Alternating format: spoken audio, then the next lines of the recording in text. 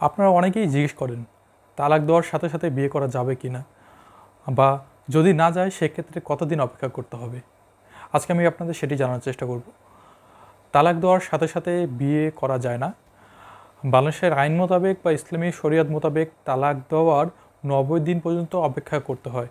অর্থাৎ যেদিন আপনি তালাক দিবেন, তালাক দেওয়া বলতে বোঝায় যে আপনি যেদিন নোটিশটা তার কাছে বা ইউনিয়ন পরিষদ বা পৌরসভায় যাবে সেদিন থেকে 90 দিন পর আপনি বিয়ে করতে পারবেন। এখন অনেকে আমরা ভাবি যে তালাক দেওয়া অর্থ কাজীর কাছে গিয়ে বইয়ে স্বাক্ষর দেওয়া।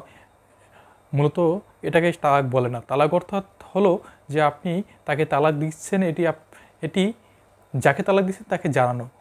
এই কীভাবে জানাবেন, এটি হলো নোটিশের মাধ্যমে জানাবেন।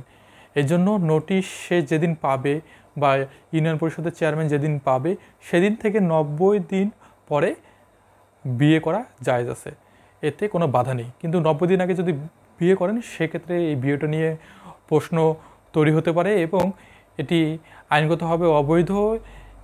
এটি যদি করেন সেক্ষেত্রে বাংলাদেশের আইন মোতাবেক শাস্তির বিধান রয়েছে।